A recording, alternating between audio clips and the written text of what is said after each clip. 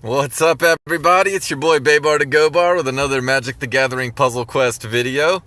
Today I'm going to be showing you one of the new Planeswalkers, Teferi, and he is straight out raw, man. He is really, really good. I'm going to be showing you the deck that I actually run in the Race to Orzhako. It's the white note, I believe. It's the one where you have to take a certain amount of damage, I think 30 damage, and then not cast too many creatures, I believe is the other requirement. But it's a really strong lockdown deck, and it's probably the most suppressive or repressive or whatever deck that I've ever run, and it's a standard legal deck. Really, really strong. So ironically, I bought Oath of Tefari, and I don't even run it in this deck. Don't think you need it. Let me go through the deck real quick. If you haven't picked up Tefari, I highly encourage it, even though I think you just might have rotated out of the vault. I did buy Jaya too. I mean, I'm sure I'll come up with a deck to shoot a video, but I am not impressed with Jaya. If you haven't bought her yet, specifically if you're a little squeezed on resources, don't do it unless you just want to collect all the walkers. She's just, I don't know. I mean, her skills are okay. She's a little better in Legacy. She's just clunky is what I would say. Like she's like, I mean, she calls for burn-oriented decks, but if you run her in that way, she can't really put out enough damage to quickly end fights, so she ends up struggling to survive. So it's like, well, now you got to put some creatures in there, and then it's like, okay, well, let's put a Tali and Varric's Bladewing and these other creatures in there with Storm the Vault, and then huff some Inferno Jets or something. And then you never draw spells with her third filling them. So I don't know, man. It's like once you have all those cards in your deck, you might as well be running it in any Planeswalker that's got red access, because it's better to have duels. And I don't know. I mean, her saving grace is she can access Storm the Vault. I guess any red walker can access it because it's a red blue, but she gets a plus, I think, 4 mana bonus in Storm the Vault, so it's pretty strong for her. Anyway, not sure why I'm rambling about Jaya. Just don't buy her would be my recommendation. If you guys come up with a good deck, shoot it my way, because I'm really struggling with how to make her good other than just throwing a bunch of broken cards in there. Or I'm going to stop saying broken. I'm going to try and stop saying broken. Some very powerful cards in there. All right, so let's look at the creatures first. I realize my deck's a little bit out of order this time, but Azor the Lawbringer. This guy is boss. When this creature enters the battlefield, your opponent can't cast spells until the beginning of your next turn, so that's actually a pretty cool little time walk feature. Mini time walk feature, I guess. And then whenever this creature attacks, if there are 6 or more white gems on the board, it happens pretty often, you gain 8 life. That's not irrelevant. And if there are 6 or more blue gems on the board, you draw 4 cards. Also very relevant in this deck, and I'll show you Tefari's skills after. Actually, let's show his skills first. That's a better idea. Alright, so his first is Spiraling Time. Return target creature that costs 12 or less to your opponent's hand and increase its cost by 5. It's okay. It's a decent little bounce, but it doesn't get bigger creatures because of the 12 requirement. And also if their hand's full, you can't bounce. So it's not great. Not top tier for a first. Sight of the Future, draw 4 cards and gain 1 extra swap. That's actually pretty good, specifically after you get his third onto the battlefield. But what makes Teferi awesome, besides white-blue color, is his third. And this thing is insanely good. Whenever you cast his third, it creates a support. And whenever you draw a card, your opponent loses a reinforcement of a creature. If they can't, they exile a creature. If they can't, they exile a support. And if they can't, you increase the cost of their hand by 1. That is amazing. And if you combine it with a lot of card draw, it is unbelievable. So now Azor makes more sense, even than it did before. Has just a pretty solid creature. Jodah is a way that we can get all these cards onto the battlefield cheaply. I haven't heard a lot of buzz about Jodah, but I think he's probably one of the top 3 best cards in Dominaria. At the beginning of your turn, your becomes 0, and the cost of cards in your hand becomes 6 until end of turn. So basically, he turns something like Azor from 20 mana into 6 mana, but your mana bonuses disappear. Really what it does is it says, 2 mana matches basically can fill up any card in your hand. So you're going to see a lot of really high cost cards in my deck. Try and take advantage of Jodah. All right, let's see here. The next is Starfield of Nyx, another high cost thing. Very powerful card. This is from Origins. At the beginning of your turn, the last support you control that was destroyed is returned to the battlefield. That's awesome. If you control 4 or more supports, all creatures you control get +5/+5. I can't believe I haven't mastered this. That's kind of embarrassing. I'm not a big control player, as you guys probably noticed, but making an exception here. Search for Azcanta, another great card. At the beginning of your turn, pick one card of the top 2 of your library, fetch that card and destroy the other. So it gives you an extra card draw every turn for 7 mana support, which is amazing. But then it also lets you filter through them, and the card that you don't pick gets thrown into your graveyard. And this is very relevant for stuff like Nyx, because if you select not to pick up a Storm the Vault or another copy of Nyx or whatever, and you have a Nyx on the board, then it'll recur it, in the future, perhaps even your next turn, depending on what other supports are in your graveyard. So it's a way you can dump some supports and cheat them out. Very, very strong card in this deck. I'll actually jump down here and show you the other mythic support first. This is Thopter Spy Network. You guys are probably familiar with it. At the beginning of your turn, if you control at least one other support, summon basically a 4/4 Thopter with flying. When a token you control deals damage to your opponent, draw 1 card. That's definitely going to be relevant, and this is one way we keep our creature count down if you're trying to do X or less creatures, for instance. Let's see here. So Storm the Vault is really, really good. A lot of talk about that on the forums right now. I doubt it'll get nerfed, but it is really, really strong.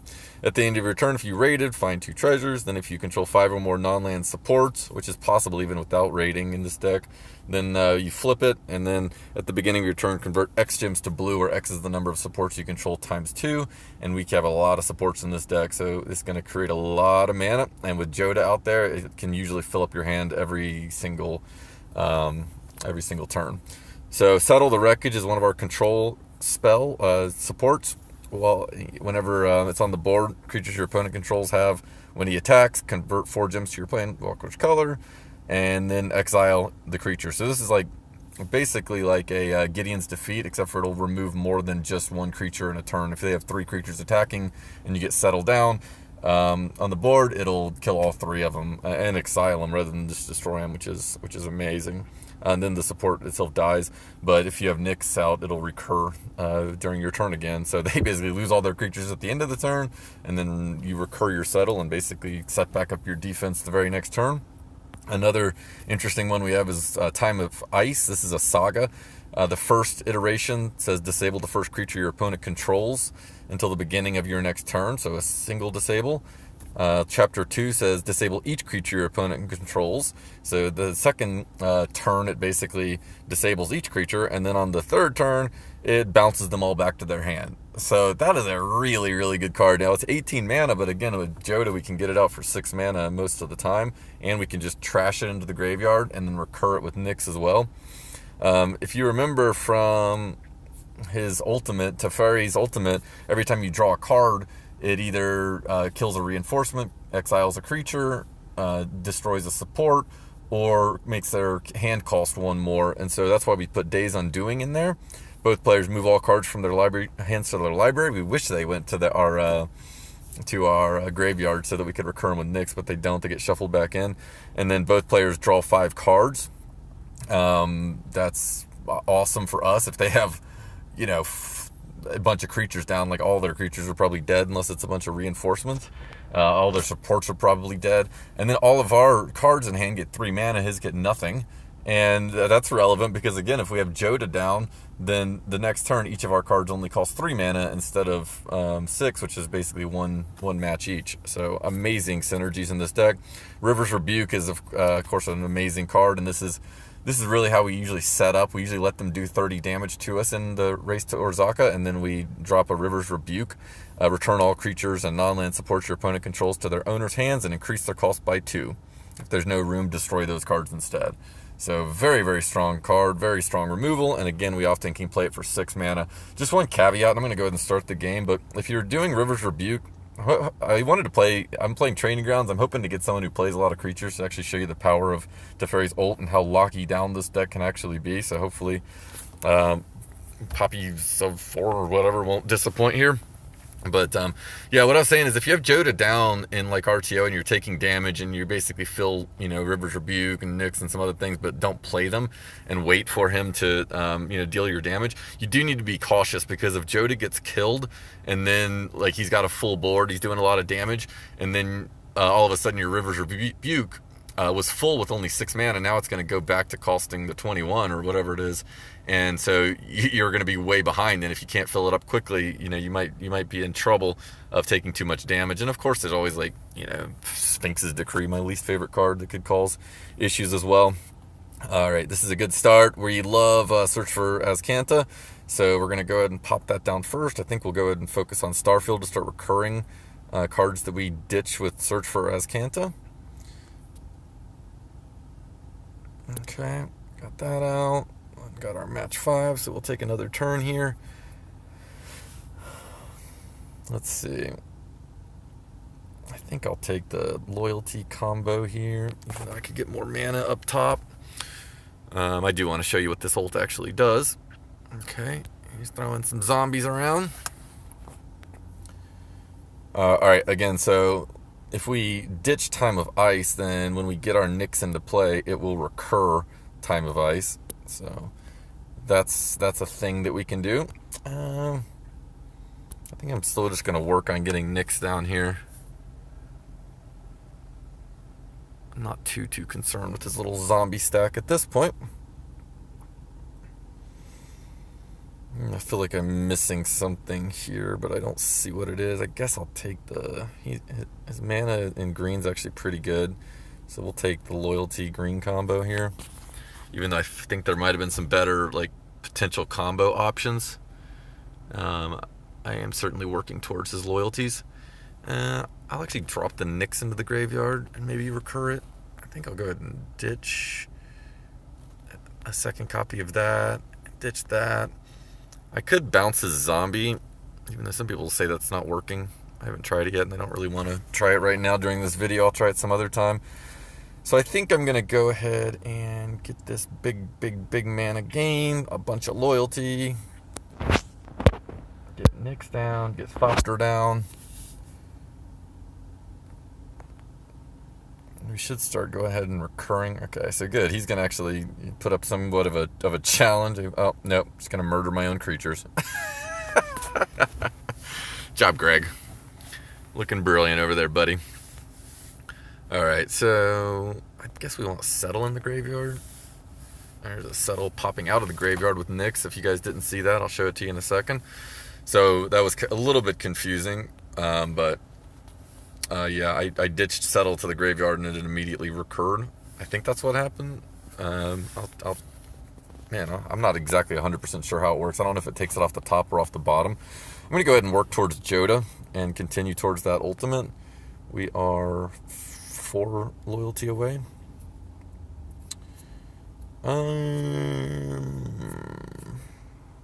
Seems pretty decent, I guess. So you're going to watch Settle wipe his board. He's going to get a lot of mana from it, but he only has 1 card. So there you go. Settle just cleared his board off for me. Let's see. So if I chunk Thopter down, will it immediately recur? That's the question.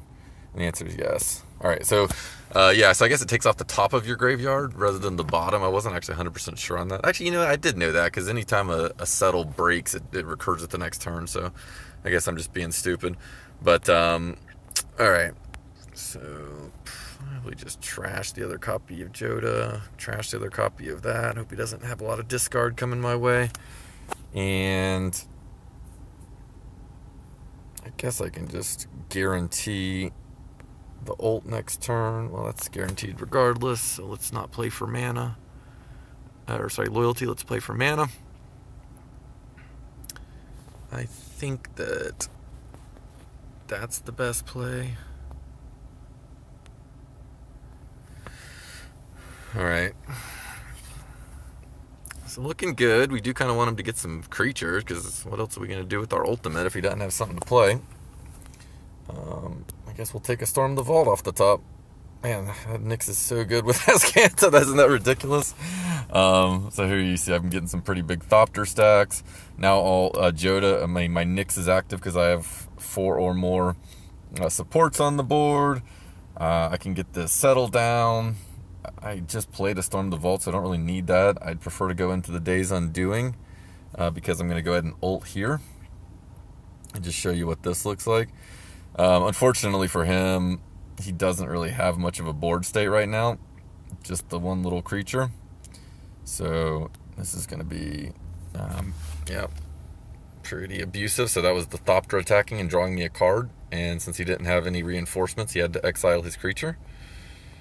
And now we flipped our Storm the Vault.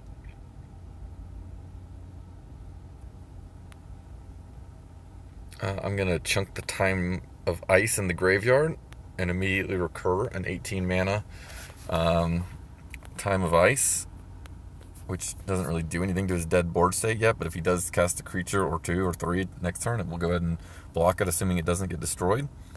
We will go ahead and do a Days Undoing here,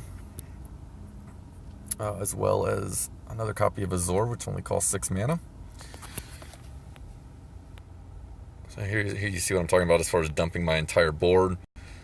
And then, unfortunately, I draw first with this, so he doesn't actually like get his cards don't cost more than they would normally, but that's all right. And so you can see mine currently cost a hefty amount, but we can go ahead and put some mana in this just in case. I'll show you how that works. So like if we put 3 mana there, it'll still be there next turn, and the cost of the card will go down to 6. So with Days Undoing giving it 3, and I just got 3 more mana, then it's going to be free next turn. So this guy's deck didn't really tee off too much, but I'm telling you, if you actually see them tee off, it is unbelievable. We'll see what this does. Does the Thopter go in the graveyard if I don't have room in my hand for Jodah? Yeah, it looks like it does. So that's interesting. You can see I'm way beyond lethal. My mana is through the roof. I can basically dump my entire hand every time. I'm sitting on a Settle the Wreckage on the board. I'm sitting on a Phase 2 Time of Ice, I think, somewhere. What is this? Vault of Cardigan. Thopter. There's Starfield. There's my ult. I don't know what happened to my Time of Ice. Maybe it got blown up or something. Or maybe I'm just blind and missing it somehow. Huh. Oh well. Guess I'm not worried about it. But, well, if you want some more Times of Ices, there's another one on its way. There's another Days Undoing coming, so we can drag this out stupidly if we want to. I think I'll just call it quits at this point and say this deck is insane. I mean, it is the strongest lock. I don't really know how you can get out from under this. A well-timed River's Rebuke would be about all I could think of. Just keep in mind, you got to be careful if you're running it in RTO, that once this thing gets going, it's almost impossible to stop. But like if you're holding a 6 mana River's Rebuke, you just got to be careful. I almost screwed up that way last time. So anyway, I'm gonna end it here, and appreciate you guys watching. Let me know what deck ideas you have, especially with Jaya, who sucks.